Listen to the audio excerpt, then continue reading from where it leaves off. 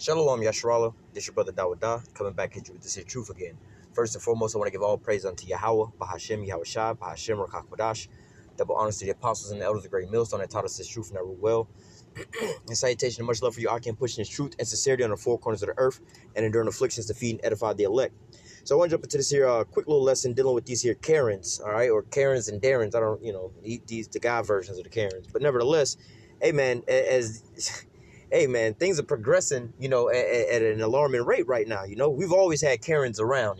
Karen has always been around since like Emmett Till. That was a Karen situation, and there's other situations as well too. That's why, like especially if you were growing up in the South, a lot of your grandparents and things like that would tell you to stay away from basically these Karens, these Edomite women, more or less to say, because all they have to do is say you did something and so on and so forth, and then hey, these rest of these Edomites gonna believe it anyway, But nevertheless, hey man, they're not doing anything but playing their role, all right. And now that the devil is being revealed, he's coming more and more into focus, more and more clear to be able to see, all right. So really, ultimately, all that's happening is the mask is coming off of him more and more and more, and his true character is showing, all right. So we're gonna jump into the scriptures here. We'll start here in the book of Revelation, chapter 12 and verse 10. It says, "And I heard a loud voice in heaven saying, Now has come salvation and strength of the kingdom of our power and the power of his anointed. For the accuser of our brethren is cast down, which accused them before our power day and night." All right. And ultimately, I'll get down to breaking that down. But ultimately, this is talking about when Esau is going down. Let me read up a couple verses. This is Revelation 12 and 7. "And there was a war in heaven. Michael and his angels fought against the dragon, and the dragon fought and his angels and prevailed not, neither was their place found any more in heaven. And the great dragon was cast out, that old serpent called the devil and Satan, which deceiveth the whole world. He was cast into the earth, and his angels was cast out with him." Now let me jump down to verse 12. "Therefore rejoice, ye heavens." Now this is kind of going out I didn't read this kind of in order, but nevertheless, verse 12 more or less will come before what I just read. But Revelation 12 and 12, it says, "Therefore rejoice, ye heavens, and ye that dwell in them. Woe to the inhabitants of the earth and of the sea, for the devil is come down on you having great wrath, because he knows he have but a short time." So technically, this is like the time that we in now, and it's going to get way worse in the time of Jacob's trouble, all right? But nevertheless, this is, Esau is realizing, according to other prophecies, Ezekiel 37, Revelation 11 and 11. Well, let me grab that since it's right here, Revelation 11 and 11 says, "And after 3 days and a half, the spirit of life from the Most High entered into them, and they stood upon their feet." All right, and you compare that with Ezekiel 37, and I believe verse 10, where it says, "And I prophesied as I was commanded." And basically there arose an exceedingly great army. All right, so this is the same thing going on here. Revelation 11 and 11, "After 3 days and a half, the spirit of life from the Most High entered into them, and they stood upon their feet, and great fear fell upon them which saw them." And again, pairing that with Wisdom of Solomon 5, all right, and great fear and fell upon them as well when they saw that the men of the Lord was being raised back up. It's calling on the Lord's name and everything else like that. All right, so going back to Revelation 12 and 12, the devil know, according to this, that he has but a short time, meaning that, he also knows that Esau is the end of the world and Jacob is the beginning of it that follows. So he sees that it's the end of his kingdom and he's about to go into captivity, right? So that's why it says in Revelation 12 and 12, he's coming down with this great wrath. Now, going back up to Revelation 12 and 7, where there's war in heaven, all right, like I said, I kind of read this kind of out of order of the time frame, but nevertheless, he's going to have that great wrath. You're going to have what you call Jacob's trouble, and we're starting to see the beginning of that right now. All right, then he's going to go in the midst of World War III and fight against these other nations. All right, then you could say like a World War IV, more or less to say, because this is what it's talking about in verse 7, when the Lord's going to come and fight these other nations, all these nations out here, man. All right, and Esau's going to try to fight against the Lord. All right, but the point is, I wanted to try to give you a little bit of time frame of these things that's going on. So put that back in perspective. The men of the Lord has been being raised back up. All right, now the great fear is falling upon these elites. They know they have but a short time, so now they're going to come down with great wrath. All right, now in the midst of this here World War III, all right, the Lord's going to come back and ultimately annihilate them. Now let's go back to verse 10. "And I heard a loud voice in heaven saying, Now has come salvation," just trying to put things in some kind of order or whatever, whatnot. And this is after, we just read about, well, let me go back to verse 9. "The great devil and the great dragon was cast out, that old serpent called the devil and Satan, which deceiveth the whole world. He was cast out into the earth, and his angels were cast out with him." So pairing that with Revelation 12 and 12, it's not like Esau see that he might lose his kingdom. He knows it's going to come to an end. All right. So now after he was taken out of power, right, This is going back to verse 10. And I heard a loud voice saying, in heaven now is come salvation and strength and the kingdom of our power and the power of his anointed. For the accuser of our brethren is cast down, which accused them before our power day and night. So this is the end of Esau, when Esau is that, you know, is taken out of power. All right. But nevertheless, it says, the accuser of our brethren is cast down, which accused them before our power day and night. And so this is what Esau is doing, you know. Ultimately, on a high end level, you know, they go in with their high level witchcraft and whatever whatnot. First of all, they put this bullshit on us, like putting pork and everything. All right, then they go out there and be like, look, man, they eating pork, you know what I'm saying, whatever whatnot, you know. Hey, they ain't following your law, statutes, commandments, and we already know what happened when we don't follow the law, statutes, commandments. We get punished, right? This is what Esau winds up doing. He winds up doing all these wicked things, setting these wicked traps for Jake to fall into. All right, and then wind up going, you know, and you know, when he's praying to his God, you know what I'm saying, and going to, you know, oh look what your people are doing. Look what your people are doing. You surely gonna go over there and bring down judgment on them, right? You know, like let's just say with the LGBTQ community thing, whatever, they push that narrative mainly on Jake just because they know that the Most High will destroy them for that, man. All right, but nevertheless, going into this here accuser of our brethren. Let me see what this here word is. All right, because on a lower level, this is what these Karens is out here doing. All right, because like I said, on a higher level, these elites are manipulating things so where we will fall into their traps. Like I said, with the pork situation and everything like that, you know what I mean? But nevertheless, on these, and ultimately what they're trying to do is get the Most High to bring down judgment. Now, what these Karens are doing is the same thing, but they want the police to bring out judgment, basically, you know? Categorio, all right? To accuse, there's a different word I wanted to look up. It says to be a plaintiff, to charge with offense, to accuse, to object. Thought it went to a different word like, hang on.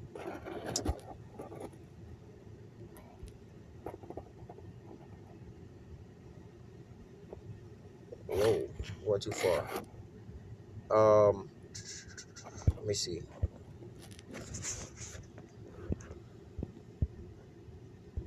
But nevertheless, trying to put you into a,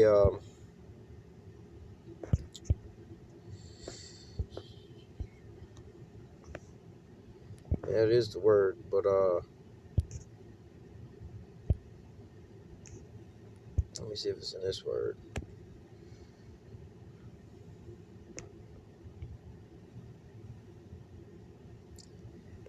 Salaki, give me 1 second.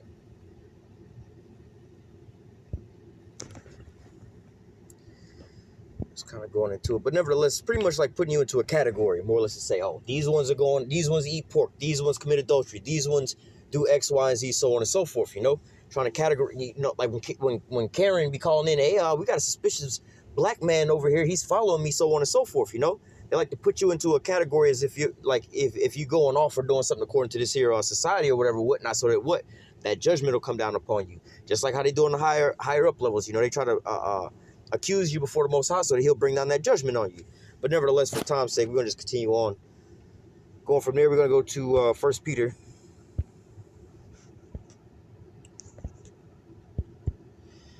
This is 1 Peter chapter 3 and verse 13.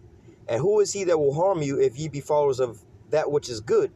But if you suffer for righteousness' sake, happy are you, and be not afraid for their terror, neither be troubled. Let me go real quick from there.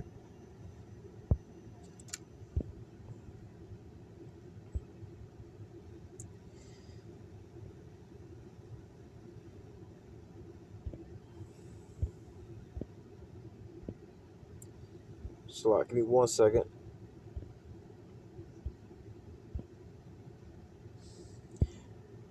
All right, I guess I'll just grab it from the top then. This is Matthew 24 and verse 9. It says, Then shall they deliver you up to be afflicted, and shall kill you, and you shall be hated of all nations for my name's sake. That's actually the verse I was looking for. You're going to be hated of all nations for my name's sake. Now, there's a difference here, all right?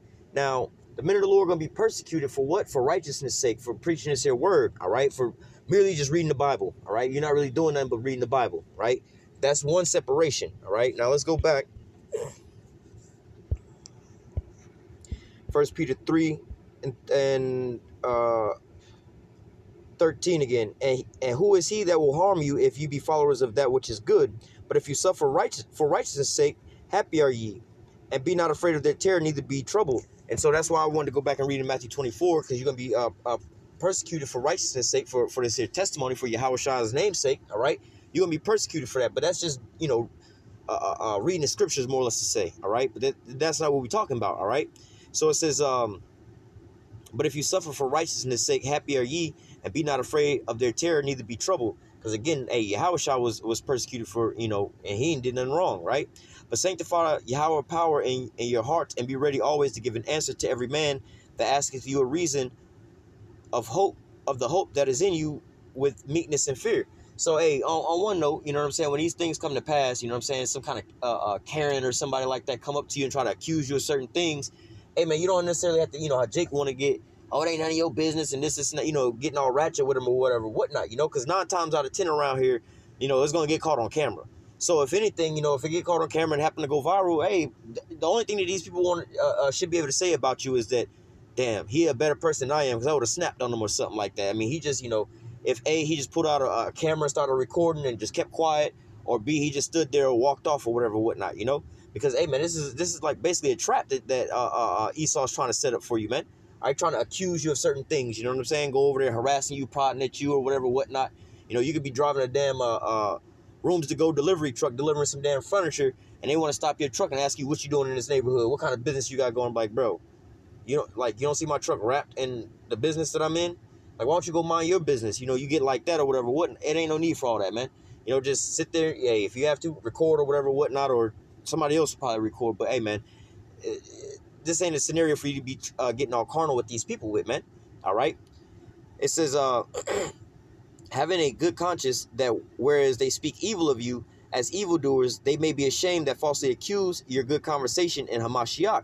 All right. So look. Like I said, the only thing they should be able to say about you is that you're a better person than I am, because I would have snapped on them for it. If they would have came at me like that, I would have snapped on them, just whatever, whatnot, But this person in this scenario, hey, they a better person than me. They just sat there and they took it, you know what I'm saying? Like, even though they was clearly, this Karen was clearly in the wrong, came over there harassing these people, you know what I'm saying? No matter how, hey, we see some horrible situations, Jake get pulled over in his own front yard for being outside in the front yard with his dog, man. The police say he looks suspicious.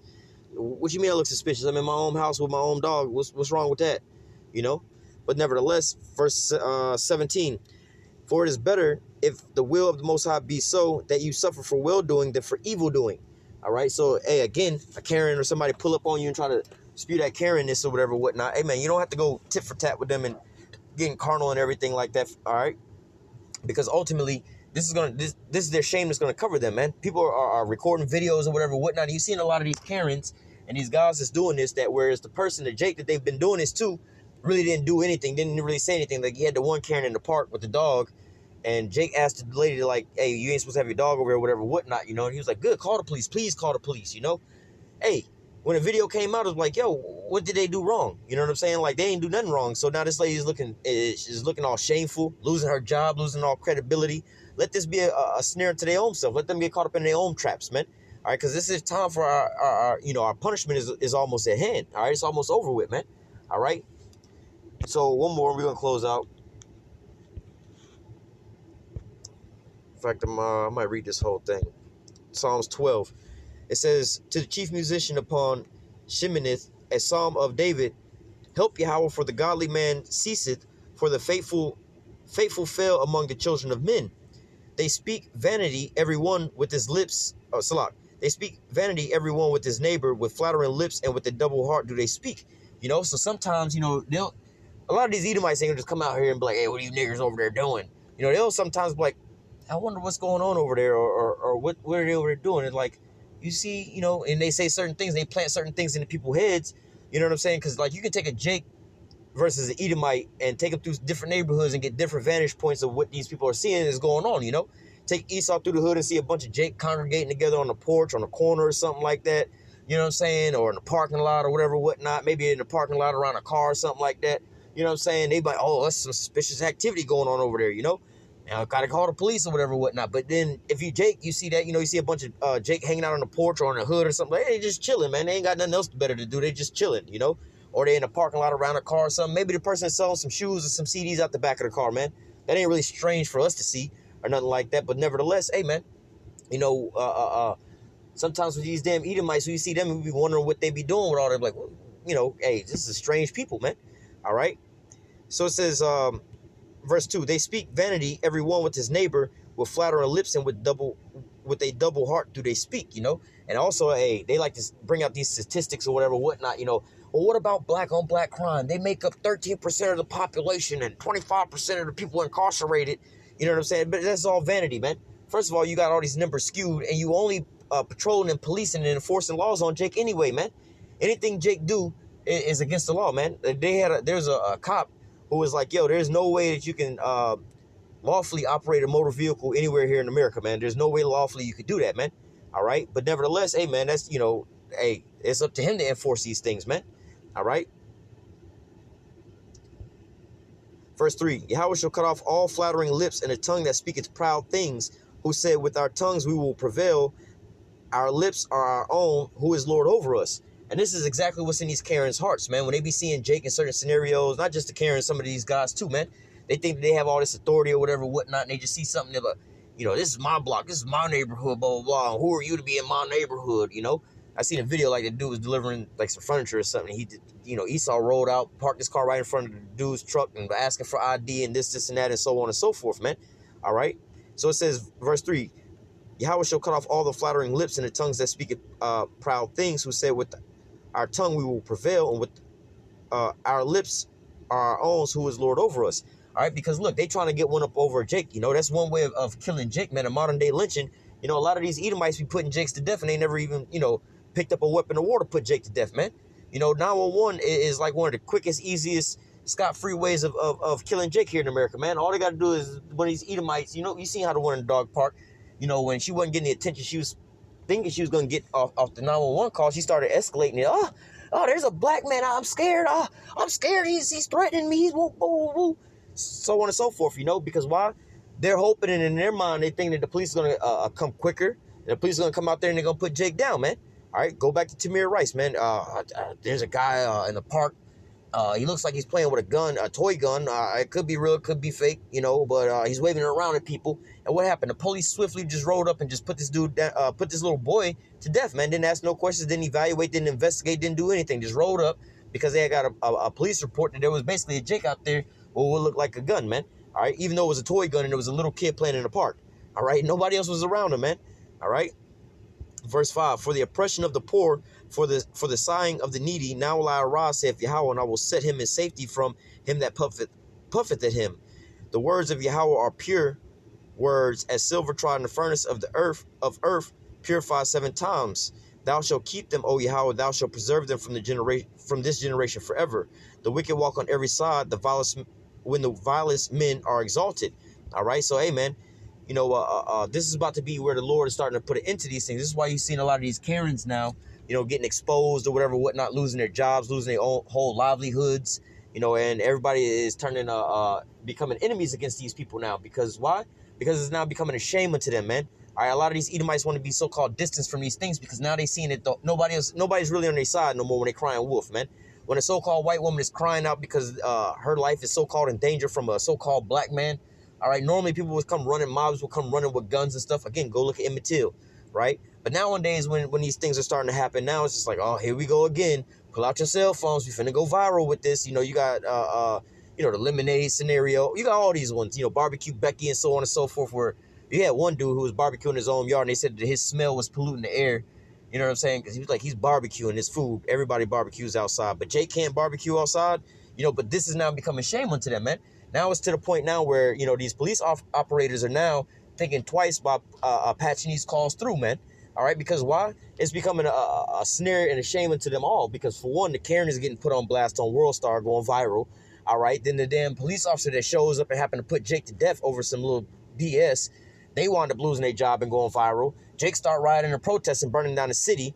Everything go get all chaotic, which we all know this is all set up anyway by Esau, but ultimately by the Most High. All right, but all this is bringing more and more shame into these people, man. You got these foreign nation leaders are talking shit about Esau right now over these whole situations, man. All right, talking about human right violations and things like that. But hey, this is who we dealing with, the damn devil, man. All right, so I'm gonna go ahead and close out with that. Lord willing to say, lesson was edifying unto the elect.